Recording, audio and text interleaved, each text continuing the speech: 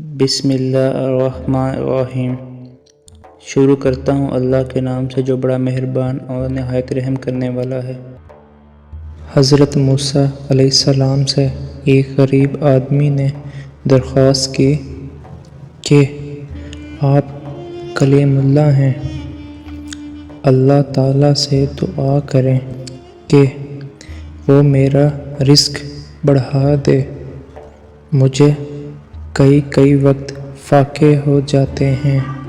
حضرت موسیٰ علیہ السلام نے بارگاہ خداوندی میں اس کی درخواست پیش کی تو بتایا گیا کہ اس آدمی کی قسمت میں قلیل روزی ہے، اس لیے ہمارے ہاں سے تھوڑا تھوڑا کر کے اسے روز دیا جاتا ہے تاکہ آخر تک ملتا رہے۔ اس شخص کو جب یہ بات معلوم ہوئی تو اس نے درخواست کی کہ آپ اللہ تعالیٰ سے سفارش کر کے میرا سارا رزق مجھے ایک ہی بار دلوا دیں۔ اللہ تعالیٰ نے حضرت موسیٰ علیہ السلام کی دعا قبول کی اور اس غریب شخص کو تمام زندگی کا رزق ایک ہی بار مل گیا۔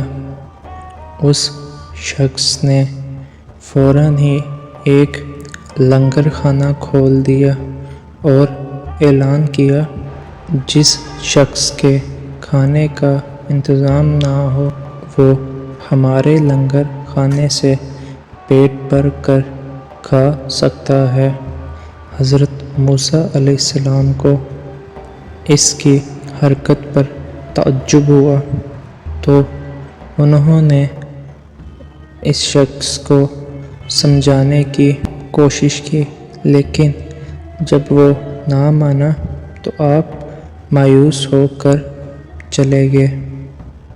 ایک ہفتے بعد ان کا ادھر سے گزر ہوا تو دیکھا لنگر خانہ ہنوز ابھی تک جاری ہے۔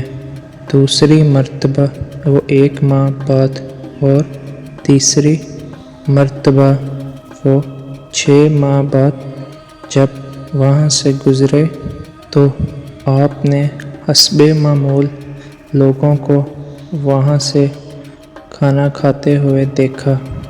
ان کا خیال تھا کہ اس غریب آدمی کی دریا دلی کی بدولت سارا رزق چند دنوں میں ہی ختم ہو جائے گا، مگر لنگر خانہ ابھی تک مسلسل جاری تھا۔ آپ نے اللہ تعالیٰ سے عرض کیا، یا اللہ، یہ کیا قصہ ہے؟ اس کا تھوڑا سا رزق ابھی تک چل رہا ہے۔ تو اللہ تعالیٰ کا جواب آیا، بے شک اس کی قسمت میں تھوڑا سا ہی رزق تھا جو اب تک ختم ہو جانا چاہیے تھا، لیکن ہمارا قانون ہے کہ جو شخص ہماری راہ میں خرچ کرتا ہے تو ہم اس کا 10 گنا اس کو دنیا میں دیتے ہیں اور 90 گنا آخرت میں دیتے ہیں۔ یہ شخص بھی اس قانون کے دائرے سے باہر نہیں۔ جتنا یہ ہماری راہ میں خرچ کرتا ہے اس کا 10 گنا ہم اسے دنیا میں ہی دے دیتے ہیں۔ اس میں تعجب کی کیا بات ہے؟